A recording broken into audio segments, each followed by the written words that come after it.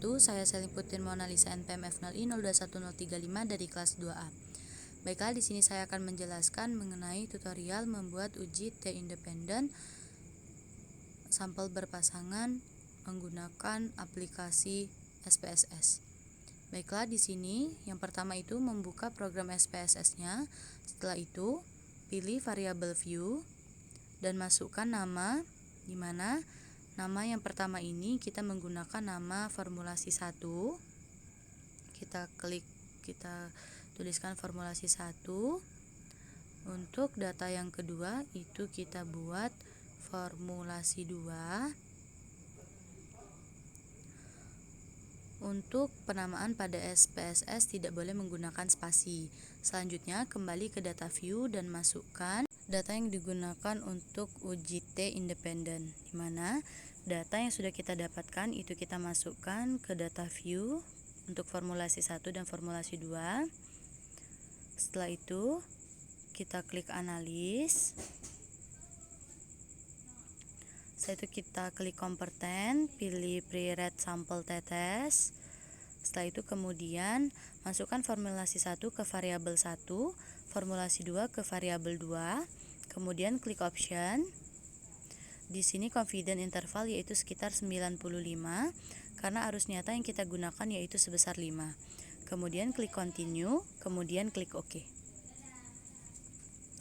Maka hasilnya seperti yang tertera pada layar, di mana terdapat 3 tabel. Yang pertama itu ada pirosampel statistik, pirosampel CO relation, dan pirosampel.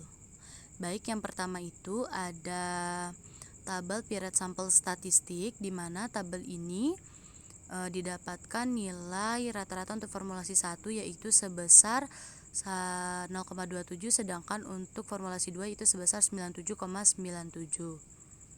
Dengan banyaknya data N yaitu formulasi 1 sebesar 10, formulasi 2 yaitu sebanyak 10, kemudian standar deviasi pada data formulasi yaitu senilai 4,21742.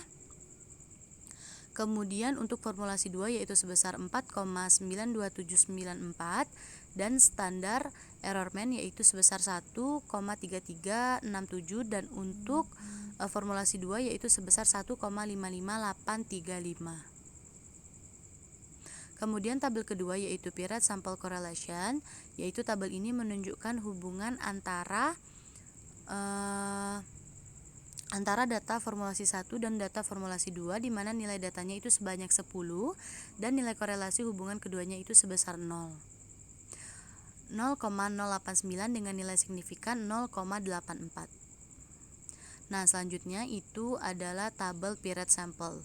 Tabel inilah yang digunakan untuk melakukan uji T, sampel independen berpasangan, di mana untuk perbedaan rata-rata antara formulasi 1 dan formulasi 2 yaitu sebesar 4,730. Kemudian standar deviasinya sebesar 6,19,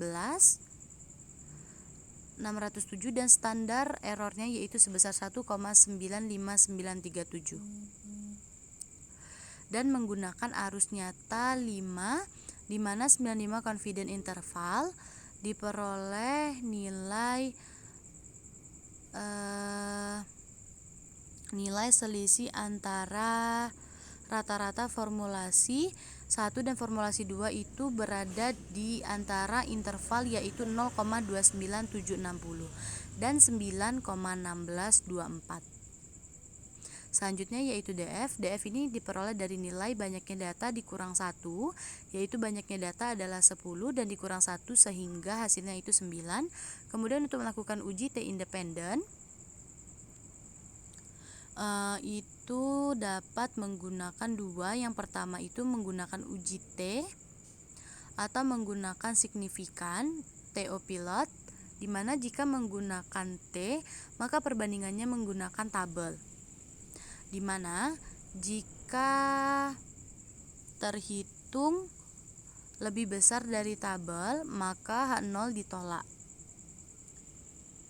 Untuk mempermudah pengambilan keputusan, maka cukup menggunakan nilai signifikan, di mana jika nilai signifikan to highlight ini kurang dari alfa, maka tolak H0. Nah, berdasarkan hasil, diperoleh nilai signifikan to highlight itu 0,039 yang artinya kurang dari alfa, di mana alfanya sebesar 0,05, maka dapat disimpulkan bahwa nilai rata-rata data pada formulasi 1 dan formulasi 2 itu tidak sama. Artinya ada perbedaan rata-rata antara data formulasi 1 dan data formulasi 2.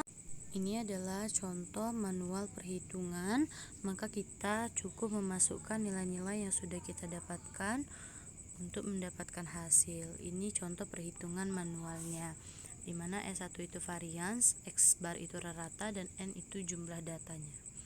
Baiklah, itulah yang dapat saya sampaikan. Saya akhiri. Wassalamualaikum warahmatullahi wabarakatuh.